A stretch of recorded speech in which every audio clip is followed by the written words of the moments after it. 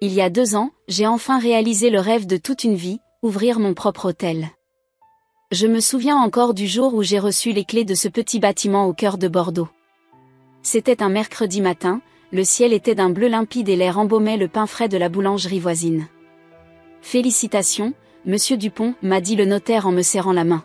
« L'hôtel est officiellement à vous. » J'ai senti mon cœur bondir dans ma poitrine. Moi, Pierre Dupont, fils d'un simple ouvrier, j'étais maintenant propriétaire d'un hôtel.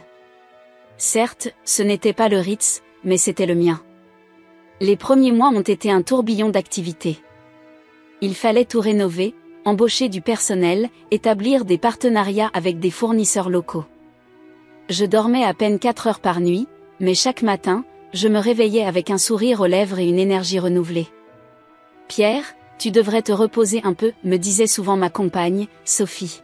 « Tu vas finir par t'épuiser. » Mais comment pouvais-je me reposer quand il y avait tant à faire ? Les murs à repeindre, les meubles à choisir, le site web à créer. Chaque détail comptait et je voulais que tout soit parfait.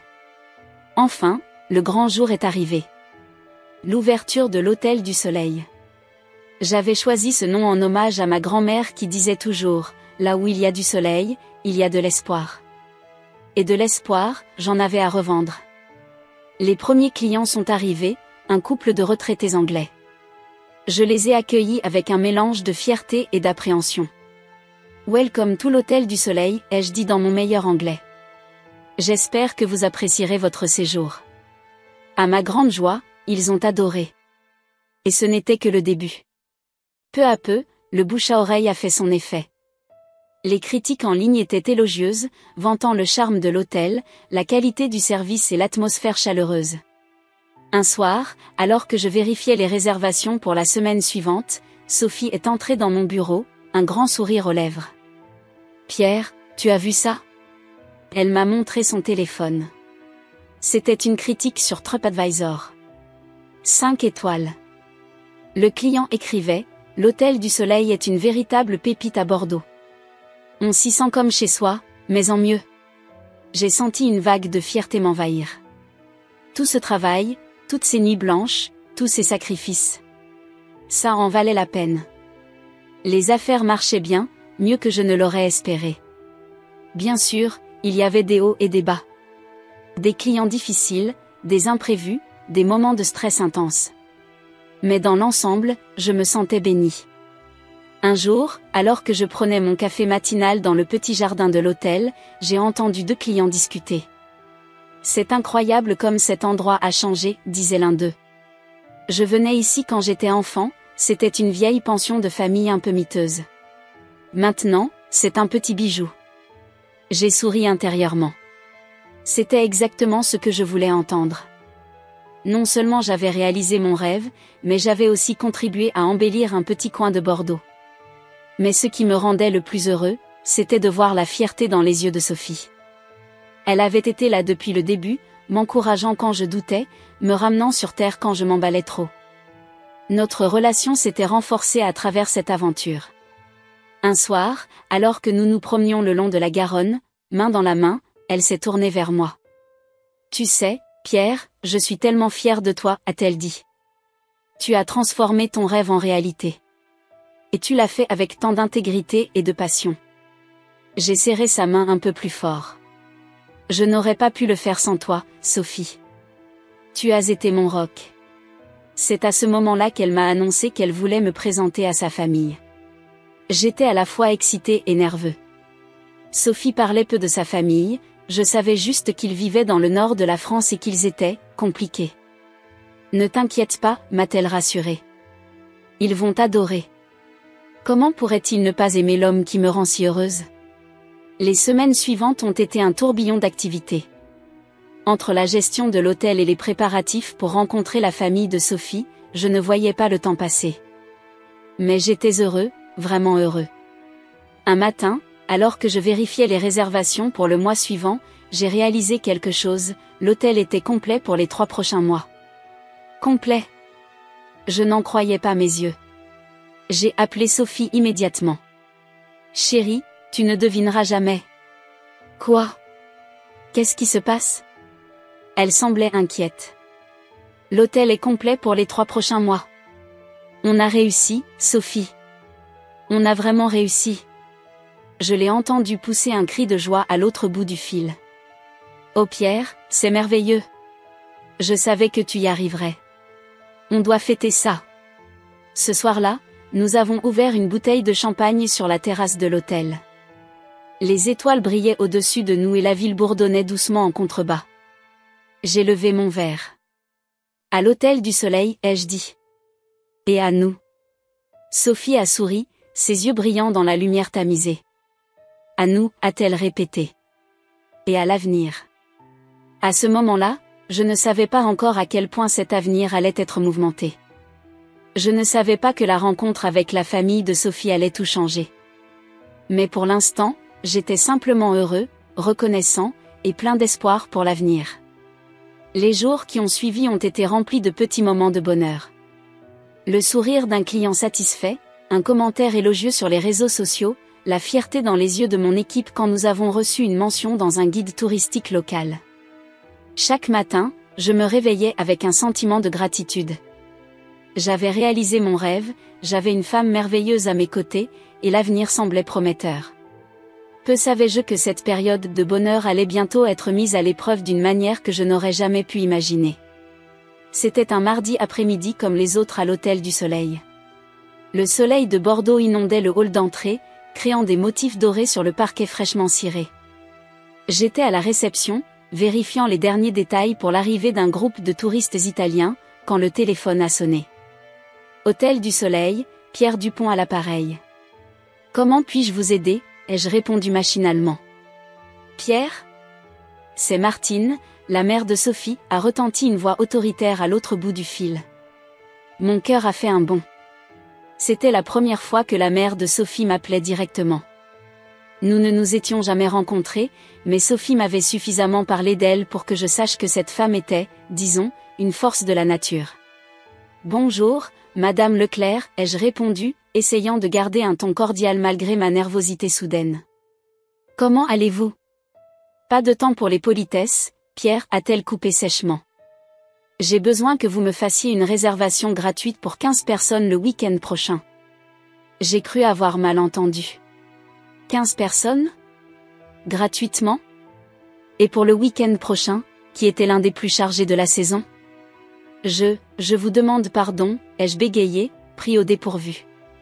Vous m'avez bien entendu, Pierre, a-t-elle insisté, son ton devenant plus tranchant. La famille ne devrait pas avoir à payer. Nous venons célébrer l'anniversaire de mon mari, et comme vous faites pratiquement partie de la famille maintenant, c'est la moindre des choses que vous puissiez faire. J'étais abasourdie. Comment pouvait-elle exiger une telle chose ? Je ne l'avais jamais rencontrée, et voilà qu'elle me demandait de lui offrir gratuitement 15 chambres pendant l'un de nos week-ends les plus rentables ? Madame Leclerc, ai-je commencé, essayant de garder mon calme, je comprends que c'est une occasion spéciale, mais je crains que ce ne soit pas possible. Nous sommes presque complets ce week-end-là, et... Pas possible, m'a-t-elle coupé, sa voix montant d'un octave. Pierre, vous ne comprenez pas. Ce n'est pas une demande, c'est une exigence. La famille, c'est sacré. Et si vous voulez faire partie de cette famille, vous devez montrer que vous en êtes digne. J'ai senti la colère monter en moi, mais j'ai fait de mon mieux pour la contenir. Qui était-elle pour me faire du chantage émotionnel de la sorte ? Madame, ai-je dit, m'efforçant de rester professionnelle, je suis désolée, mais je ne peux pas offrir gratuitement 15 chambres, même pour la famille. Ce serait injuste envers mes autres clients et financièrement irresponsable pour mon entreprise. Il y a eu un silence glacial à l'autre bout de la ligne. Quand Martine a repris la parole, sa voix était basse et menaçante. Écoutez-moi bien, Pierre, a-t-elle sifflé. Vous allez regretter cette décision. Vous ne savez pas à qui vous avez affaire. Je peux faire de votre vie un enfer si je le veux. Réfléchissez bien et rappelez-moi quand vous aurez retrouvé vos esprits. Avant que je puisse répondre, elle avait raccroché. Je suis restée là, le combiné à la main, complètement sidérée par ce qui venait de se passer. Ma première pensée a été pour Sophie. Comment allait-elle réagir ? Je savais qu'elle avait une relation compliquée avec sa mère, mais je ne m'attendais pas à une telle hostilité de la part de cette femme que je n'avais jamais rencontrée. J'ai passé le reste de l'après-midi dans un état de choc, rejouant la conversation dans ma tête. Avais-je été trop dur? Aurais-je dû essayer de négocier? Non, me suis-je dit. J'avais pris la bonne décision. Je ne pouvais pas laisser quelqu'un, famille ou non, me dicter la façon de gérer mon entreprise. Quand Sophie est rentrée ce soir-là, je lui ai tout raconté. Son visage est passé de la surprise à l'horreur, puis à la colère. Je n'arrive pas à croire qu'elle ait fait ça, a-t-elle dit, secouant la tête. Je suis tellement désolée, Pierre. Ma mère peut être difficile parfois, mais là, elle a dépassé les bornes. Tu n'as pas à t'excuser pour elle, ai-je répondu, prenant sa main dans la mienne. Mais que devrions-nous faire maintenant? Sophie a soupiré profondément. Je vais lui parler. Lui faire comprendre qu'elle ne peut pas agir ainsi. Ce n'est pas juste pour toi, ni pour l'hôtel. J'ai acquiescé, reconnaissant de son soutien, mais une partie de moi craignait que ce ne soit que le début des problèmes. Cette nuit-là, j'ai eu du mal à trouver le sommeil. Les mots de Martine résonnaient dans ma tête, vous allez regretter cette décision. Était-ce une simple menace en l'air ou allait-elle vraiment essayer de me nuire? Et si oui, jusqu'où irait-elle? Le lendemain matin, alors que je prenais mon café dans la cuisine de notre appartement au-dessus de l'hôtel, j'ai reçu un message de Sophie, maman refuse de me parler. Dis que tu as insulté toute la famille. Papa essaie de la calmer, mais c'est la tempête. Je suis désolée. J'ai fermé les yeux, sentant un mal de tête pointer. Comment une simple demande de réservation avait-elle pu dégénérer à ce point? Au fil de la journée, j'ai reçu plusieurs appels de numéros que je ne connaissais pas. À chaque fois, c'était un membre de la famille de Sophie, me suppliant de reconsidérer ma décision, m'accusant d'être égoïste, me menaçant de répercussions si je ne cédais pas. J'ai fait de mon mieux pour rester calme et poli, expliquant encore et encore pourquoi je ne pouvais pas accéder à leurs demandes. Mais chaque appel me laissait plus épuisé et frustré que le précédent. Vers la fin de l'après-midi, alors que je croyais que le pire était passé, j'ai reçu un appel d'un numéro masqué. C'était à nouveau Martine. Alors, Pierre, a-t-elle dit d'une voix doucereuse qui ne présageait rien de bon, avez-vous reconsidéré votre position? Madame Leclerc, ai-je commencé, essayant de garder mon calme, ma position n'a pas changé. Je ne peux pas. Très bien, m'a-t-elle coupé. Puisque c'est comme ça, vous ne me laissez pas le choix. Vous allez apprendre ce qui arrive quand on se met la famille à dos. Préparez-vous à des temps difficiles, mon cher Pierre. Vous allez regretter d'avoir choisi votre précieux hôtel plutôt que votre famille. Avant que je puisse répondre, elle avait raccroché. Je suis resté là, le cœur battant, me demandant dans quel guêpier je m'étais fourré. Ce qui avait commencé comme une simple demande de réservation s'était transformé en une véritable déclaration de guerre. J'ai appelé Sophie immédiatement pour lui raconter ce qui venait de se passer. Elle était horrifiée. Je suis tellement désolée, Pierre, a-t-elle dit, sa voix tremblante. Je ne sais pas quoi faire. Je n'aurais jamais imaginé que ma mère irait aussi loin. Ce n'est pas de ta faute, ai-je répondu, essayant de la rassurer malgré mon propre trouble. Nous allons traverser ça ensemble. Mais au fond de moi, je ne pouvais m'empêcher de me demander, qu'est-ce que Martine avait prévu? Jusqu'où était-elle prête à aller pour se venger? Et comment cela allait-il affecter non seulement mon hôtel, mais aussi ma relation avec Sophie? Cette nuit-là, alors que je me tournais et me retournais dans mon lit, incapable de trouver le sommeil, je ne pouvais m'empêcher de penser que ce simple coup de téléphone avait peut-être changé le cours de ma vie pour toujours. Les jours qui ont suivi l'appel de Martine ont été un véritable tourbillon d'émotions et de stress. Je me suis retrouvé pris entre mon désir de maintenir l'intégrité de mon entreprise et la pression croissante de la famille de Sophie. Un matin, alors que je préparais le petit déjeuner pour nos clients, Sophie est entrée dans la cuisine, l'air épuisé. Elle n'avait pas bien dormi, je pouvais le voir dans ses yeux. Pierre, a-t-elle dit doucement, j'ai encore reçu des messages de ma famille toute la nuit. Ils ne cessent de me dire que tu es égoïste, que tu ne comprends pas l'importance de la famille. Je ne sais plus quoi leur dire. J'ai posé la cafetière que je tenais et me suis approchée d'elle, la prenant dans mes bras. Je suis désolée que tu sois prise au milieu de tout ça, mon amour. Mais tu comprends pourquoi je ne peux pas céder, n'est-ce pas? Elle a hoché la tête, mais je pouvais voir le conflit dans ses yeux. Je comprends, Pierre. Vraiment. C'est juste que, c'est ma famille. Je les aime, malgré leurs défauts. Je ne veux pas avoir à choisir entre eux et toi. Ces mots m'ont frappé comme un coup de poing. Était-ce vraiment ce qui était en train de se passer? Étais-je en train de forcer Sophie à choisir entre sa famille et moi? Tu n'as pas à choisir, ai-je dit, essayant de garder une voix calme malgré mon trouble intérieur. Je ne te demanderai jamais de choisir entre ta famille et moi. Mais je ne peux pas non plus laisser ta mère dicter la façon dont je gère mon entreprise. Sophie a soupiré profondément. Je sais. C'est juste que, je ne sais pas comment sortir de cette situation.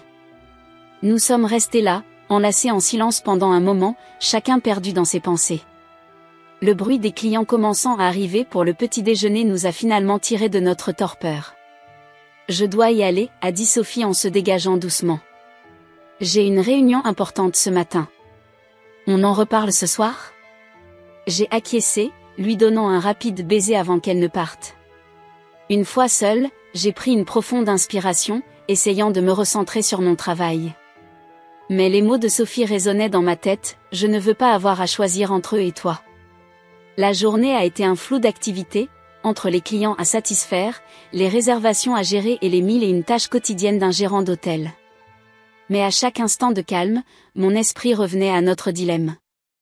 Vers midi, alors que je vérifiais les emails de l'hôtel, j'ai reçu un message qui m'a glacé le sang. C'était de Martine. Cher Pierre, j'espère que vous avez pris le temps de réfléchir à votre décision inconsidérée. La famille est sacrée, et votre refus de nous accueillir gratuitement montre clairement que vous ne comprenez pas cette valeur fondamentale. Sachez que si vous persistez dans votre égoïsme, vous ne nous laissez pas le choix. Nous avons des connexions dans l'industrie hôtelière et nous n'hésiterons pas à les utiliser pour faire comprendre à tous quel genre d'homme vous êtes réellement. Vous avez jusqu'à demain soir pour revenir sur votre décision. Après cela, les conséquences seront entièrement de votre faute.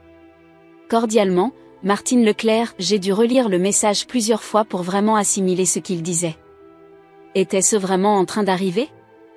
Une menace à peine voilée de ruiner ma réputation et mon entreprise, tout ça pour une réservation gratuite? Mon premier instinct a été d'appeler Sophie, mais je me suis arrêtée juste avant de composer son numéro.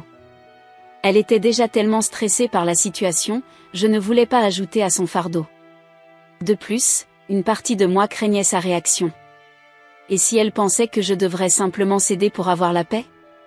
J'ai passé l'après-midi dans un état de tension constante, oscillant entre la colère face à l'injustice de la situation et la peur des conséquences potentielles.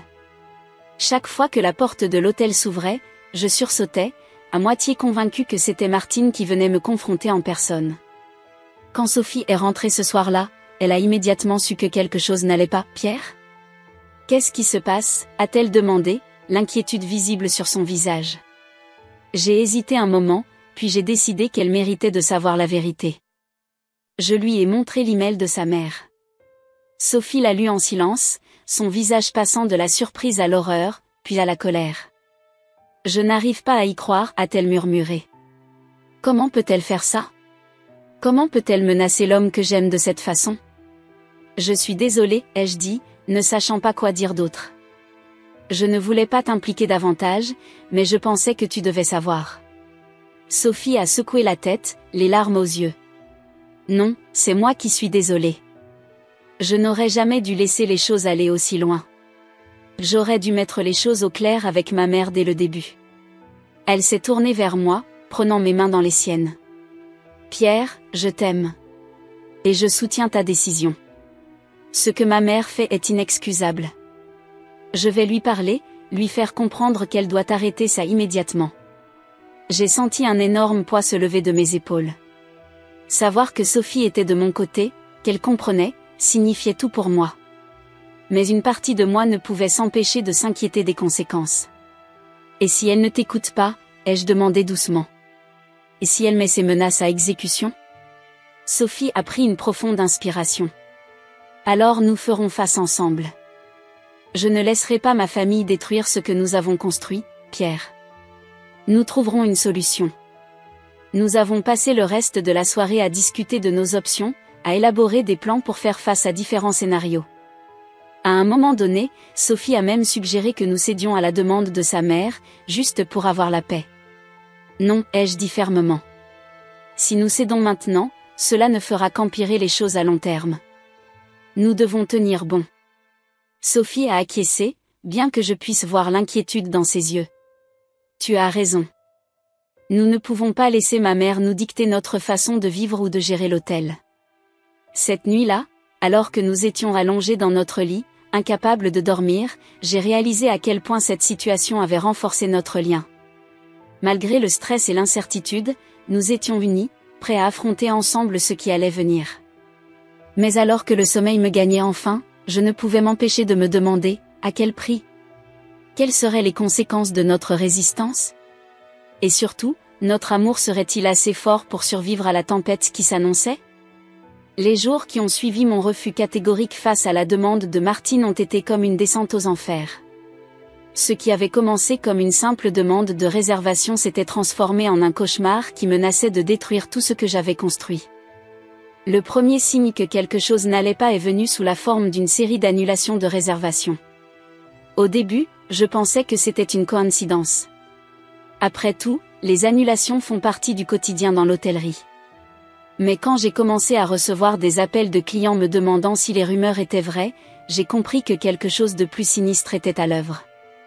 Monsieur Dupont, m'a dit un client régulier au téléphone, j'ai entendu dire que votre hôtel refusait de servir certains clients. Est-ce vrai? J'étais abasourdi. Bien sûr que non, ai-je répondu, choqué. D'où vient cette information? Le client a hésité avant de répondre. Eh bien, il y a des commentaires en ligne. Des gens disent que vous discriminez certains groupes. Je voulais vérifier avant d'annuler ma réservation. J'ai passé l'heure suivante à rassurer ce client, lui expliquant que ces rumeurs étaient totalement infondées. Mais le mal était fait. Pour chaque client que je parvenais à convaincre, combien d'autres avaient simplement annulé sans prendre la peine de vérifier? Sophie est rentrée ce soir-là pour me trouver assis dans le noir dans notre appartement au-dessus de l'hôtel, la tête entre les mains. « Pierre? Qu'est-ce qui se passe ?» a-t-elle demandé, allumant la lumière. J'ai levé les yeux vers elle, me sentant plus épuisée que je ne l'avais jamais été. « Ta mère, elle a tenu sa promesse. Elle est en train de ruiner ma réputation. » Sophie s'est assise à côté de moi, passant un bras autour de mes épaules. « Qu'est-ce que tu veux dire ?» Je lui ai tout raconté, les annulations, les rumeurs, les appels inquiets des clients. À mesure que je parlais, je voyais son visage passer de l'inquiétude à l'horreur, puis à la colère. « Je n'arrive pas à y croire, a-t-elle murmuré. Comment peut-elle faire ça? C'est criminel. Je ne sais pas quoi faire, Sophie, ai-je admis, me sentant plus vulnérable que je ne l'avais jamais été. Si ça continue comme ça, l'hôtel ne survivra pas. Sophie s'est levée brusquement, une détermination féroce dans les yeux. Non. Je ne laisserai pas ça arriver. Je vais lui parler, lui faire entendre raison. Mais ses efforts ont été vains. Martine était déterminée à me faire plier, quelles qu'en soient les conséquences. Les jours suivants ont été un véritable cauchemar. Les rumeurs se sont répandues comme une traînée de poudre dans la petite communauté de Bordeaux. Soudain, des gens avec qui j'avais eu des relations cordiales pendant des années me regardaient avec suspicion. Les fournisseurs locaux ont commencé à oublier nos commandes ou à nous livrer des produits de qualité inférieure. Un matin, je suis descendue pour trouver des graffitis sur la façade de l'hôtel, « Hôtel discriminatoire » était écrit en grandes lettres rouges. J'ai passé des heures à essayer de les effacer, sentant le regard des passants sur ma nuque, entendant leurs murmures désapprobateurs. Sophie était dévastée. Elle passait des heures au téléphone, essayant de convaincre les membres de sa famille d'arrêter cette campagne de diffamation. Mais soit ils refusaient de l'écouter, soit ils prétendaient ne rien savoir de ce qui se passait. Un soir, alors que nous étions assis dans la cuisine, essayant de trouver une solution, Sophie a éclaté en sanglots. « Je suis tellement désolée, Pierre » a-t-elle dit entre deux sanglots. « Tout ça, c'est de ma faute. Si je n'avais pas... » Je l'ai interrompue, la prenant dans mes bras. « Non, Sophie. Ce n'est pas de ta faute. C'est ta mère qui a choisi de faire ça. Pas toi. Mais malgré mes paroles rassurantes, je sentais une tension croissante entre nous. Sophie était tiraillée entre son amour pour moi et sa loyauté envers sa famille. Je pouvais voir la culpabilité dans ses yeux chaque fois qu'elle me regardait. Les semaines suivantes ont été un combat constant. J'ai essayé tout ce que je pouvais penser pour sauver la réputation de l'hôtel. J'ai organisé des journées portes ouvertes, offert des réductions, même contacté des journalistes locaux pour essayer de raconter notre côté de l'histoire. Mais rien ne semblait fonctionner. Les réservations ont continué à chuter. Les quelques clients qui venaient encore me regardaient avec méfiance, comme s'ils s'attendaient à être maltraités à tout moment. Chaque jour, je me demandais si ce serait le dernier jour de l'Hôtel du Soleil. Un soir, alors que je faisais les comptes, réalisant avec horreur à quel point notre situation financière était devenue précaire, j'ai entendu Sophie entrer dans le bureau.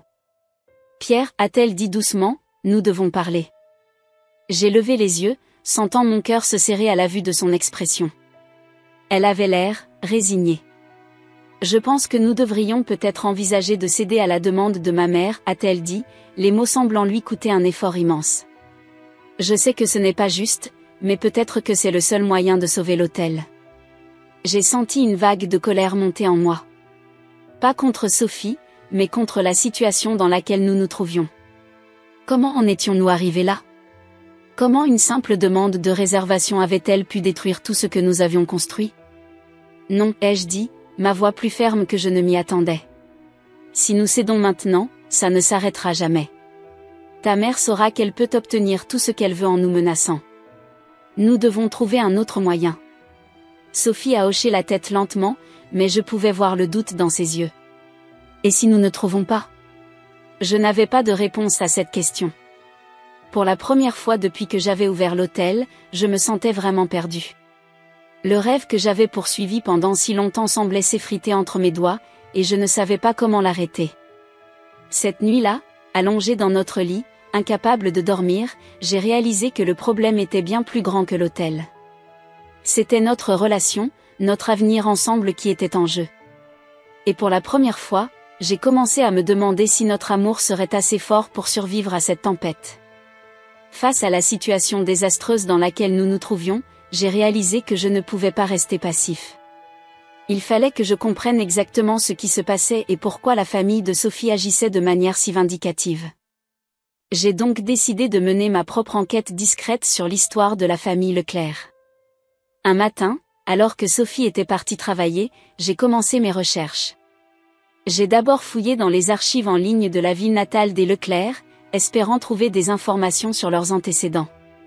Ce que j'ai découvert m'a glacé le sang.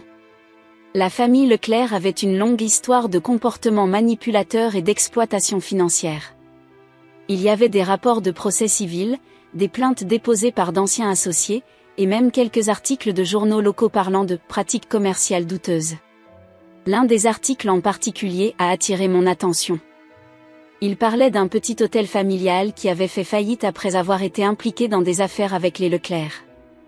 Le propriétaire de l'hôtel avait déclaré « Il vous attire avec des promesses de partenariat familial, puis il vous écrase si vous ne dansez pas selon leur musique. » J'ai senti un frisson me parcourir l'échine. C'était exactement ce qui était en train de nous arriver. Déterminé à en savoir plus, j'ai décidé de contacter discrètement certaines des personnes mentionnées dans ces articles. Ce n'était pas facile, beaucoup semblaient réticents à parler, comme s'ils avaient peur de quelque chose, ou de quelqu'un. Finalement, j'ai réussi à convaincre un ancien associé des Leclerc de me parler.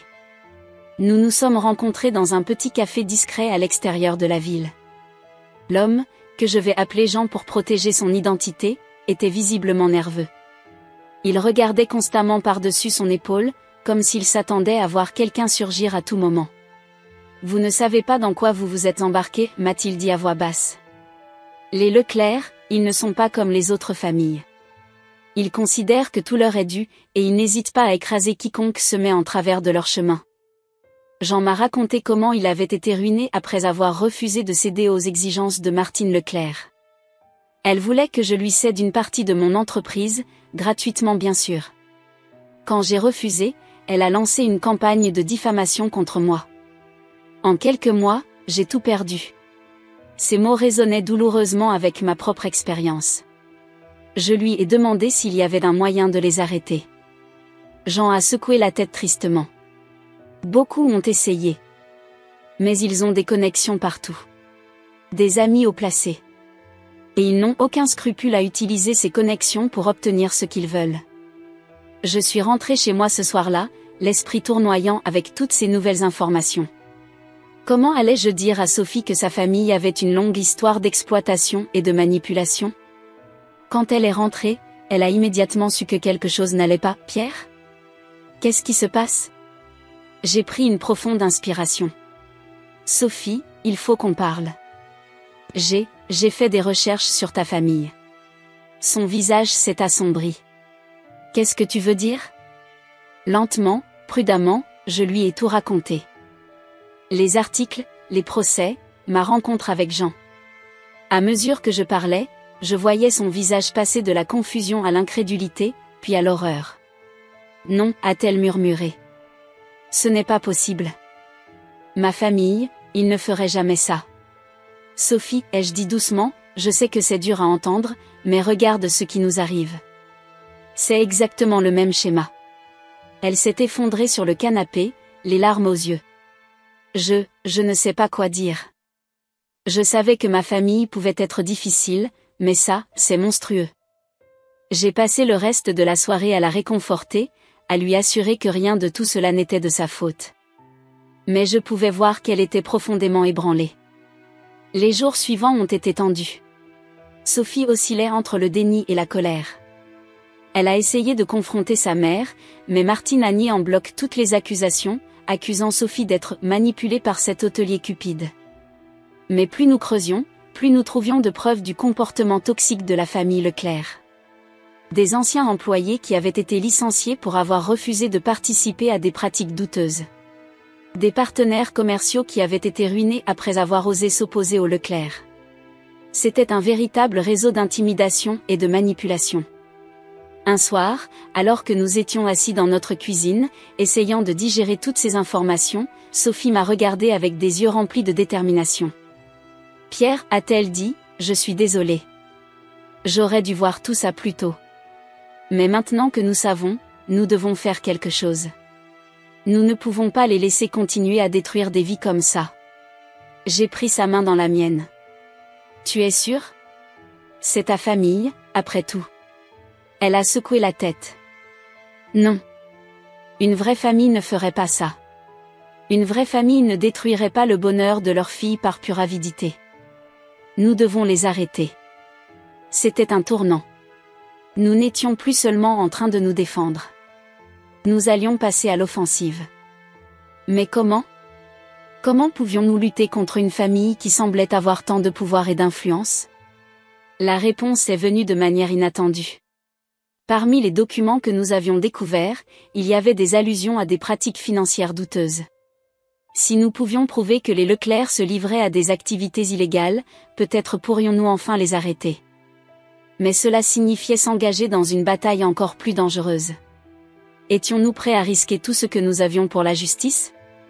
Et même si nous réussissions, quel serait le coût pour Sophie et sa relation avec sa famille?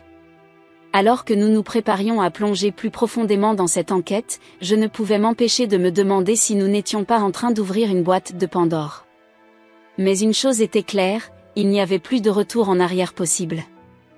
Après des semaines d'investigation discrète et de collecte de preuves, Sophie et moi avons décidé qu'il était temps de confronter sa famille.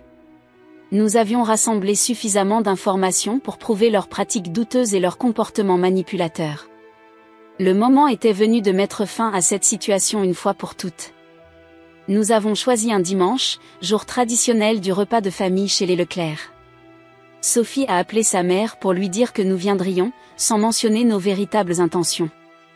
La tension était palpable dans la voiture pendant que nous roulions vers la maison familiale. « Tu es sûre de vouloir faire ça ?» ai-je demandé à Sophie, remarquant ses mains tremblantes sur le volant.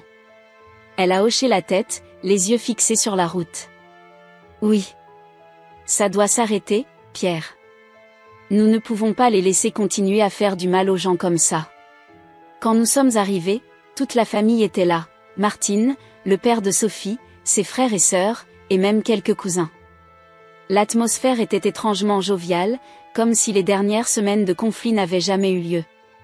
Martine nous a accueillis avec un sourire qui n'atteignait pas ses yeux. « Ah, les voilà enfin !» Nous commencions à nous demander si vous alliez venir. Sophie a pris une profonde inspiration. « Maman, papa, tout le monde. Nous devons parler. C'est important. » Le silence est tombé sur la pièce. Tous les yeux étaient rivés sur nous. J'ai senti mon cœur battre plus fort dans ma poitrine.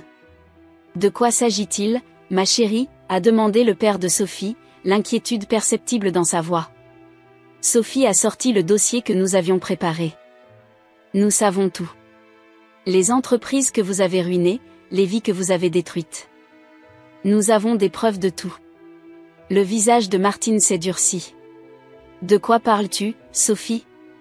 C'est ridicule. » « Non, maman. Ce qui est ridicule, c'est ce que vous avez fait à Pierre, à son hôtel. Et ce n'est que la pointe de l'iceberg. Pendant l'heure qui a suivi, nous avons exposé tout ce que nous avions découvert. Les témoignages, les documents financiers, les articles de presse. À mesure que nous parlions, j'ai vu les visages autour de la table passer de l'incrédulité à la peur, puis à la colère. Martine a tenté plusieurs fois de nous interrompre, mais Sophie était implacable. Elle a continué, sa voix tremblante mais déterminée.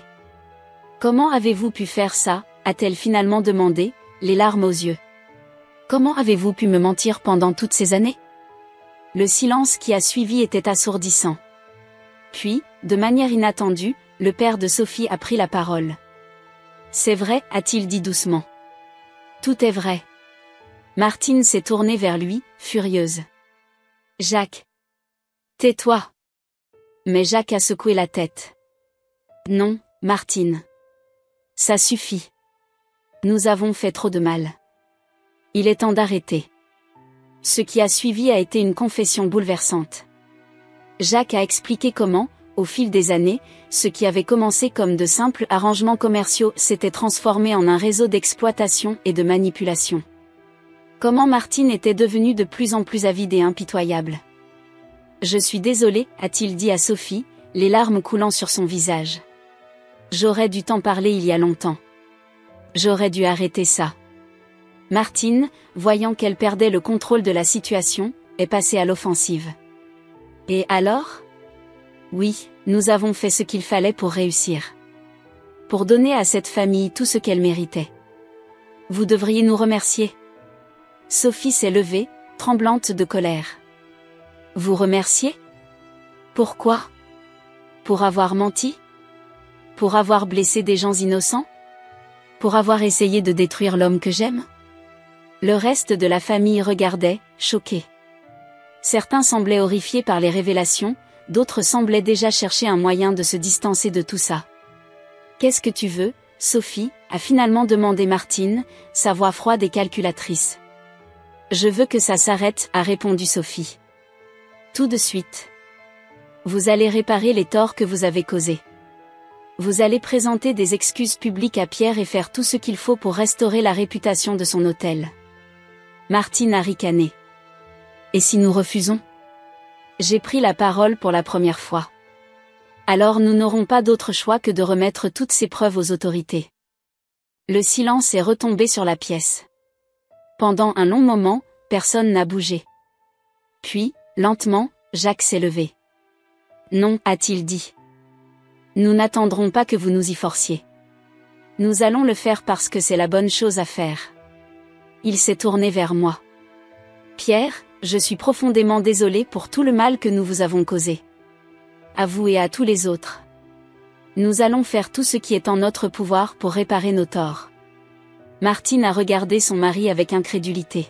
« Jacques, tu ne peux pas être sérieux. » Mais Jacques était déterminé. Et peu à peu, d'autres membres de la famille ont commencé à exprimer leur soutien.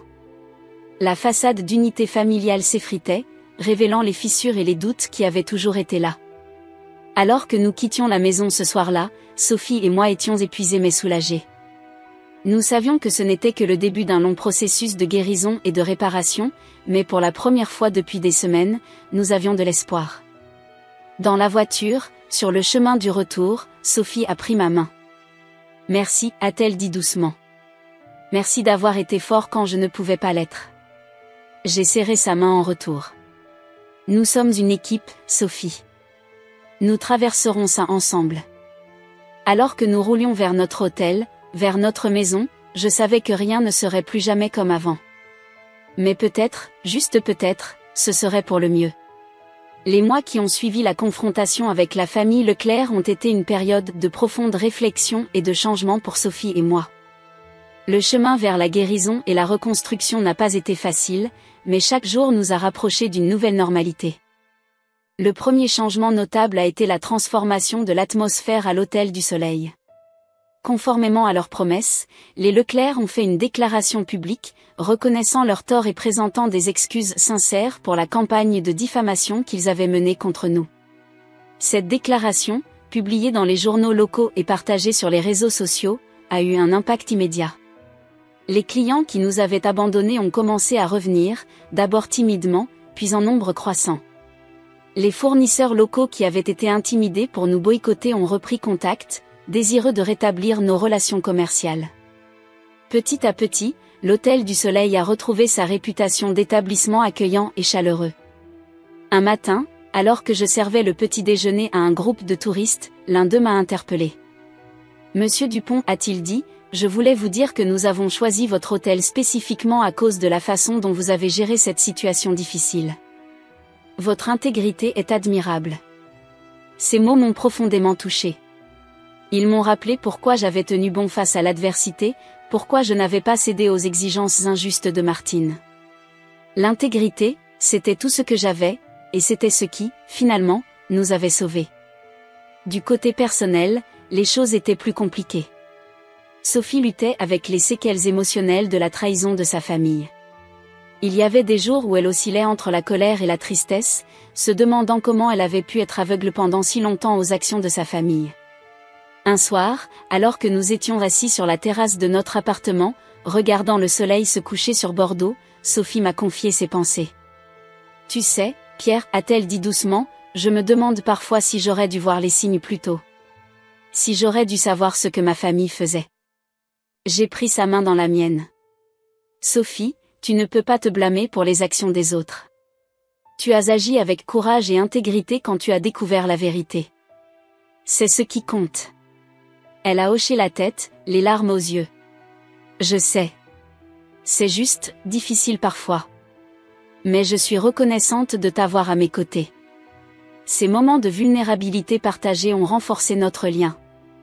Nous avons réalisé que cette épreuve, aussi difficile qu'elle ait été, nous avait rapprochés d'une manière que nous n'aurions jamais imaginée. Au fil du temps, nous avons également dû naviguer dans les eaux troubles des relations familiales. Certains membres de la famille de Sophie, comme son père Jacques, ont fait des efforts sincères pour réparer les dommages qu'ils avaient causés. D'autres, comme Martine, sont restés distants et amers. Sophie a dû établir des limites claires avec sa famille, un processus qui a été à la fois libérateur et douloureux.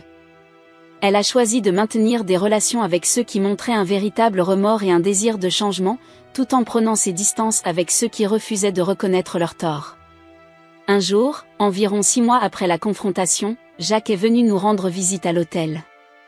Il semblait plus vieux, plus fatigué, mais il y avait une lueur de paix dans ses yeux que je n'avais jamais vue auparavant. « Je voulais vous voir tous les deux, a-t-il dit, s'adressant à Sophie et moi. Je voulais vous remercier. Votre courage, il a changé notre famille. Nous avons encore un long chemin à parcourir, mais nous sommes sur la bonne voie. » Ces mots ont eu un impact profond sur Sophie. C'était la confirmation qu'elle avait besoin que son combat avait valu la peine, que le changement était possible. En ce qui concerne l'hôtel, nous avons décidé d'utiliser notre expérience comme une opportunité de croissance. Nous avons mis en place un programme de mentorat pour les jeunes entrepreneurs, partageant les leçons que nous avions apprises sur l'importance de l'intégrité dans les affaires. L'Hôtel du Soleil est devenu plus qu'un simple lieu de séjour, il est devenu un symbole de résilience et d'éthique commerciale. 1 an après la confrontation, Sophie et moi nous sommes mariés. Ce fut une cérémonie simple mais émouvante, entourée de nos vrais amis et des membres de la famille qui avaient prouvé leur loyauté. Lorsque nous avons échangé nos vœux, j'ai réalisé à quel point nous avions grandi, individuellement et en tant que couple. Pierre, m'a dit Sophie ce soir-là, alors que nous dansions sous les étoiles, je n'aurais jamais imaginé que tout cela nous mènerait ici. Mais je ne changerai rien. J'ai souri, la serrant un peu plus fort. Moi non plus, mon amour. Chaque épreuve nous a rendus plus forts. Alors que nous regardions vers l'avenir, nous savions que d'autres défis nous attendaient. Mais nous les affronterions ensemble, forts de l'amour et de la confiance que nous avions forgés dans l'adversité. L'Hôtel du Soleil continuerait à briller, non seulement comme une entreprise prospère, mais comme un témoignage de ce qui peut être accompli lorsqu'on reste fidèle à ses valeurs. Cette expérience nous a appris que l'intégrité, l'amour et la détermination peuvent triompher même dans les situations les plus difficiles. Et c'est une leçon que nous chéririons pour le reste de notre vie.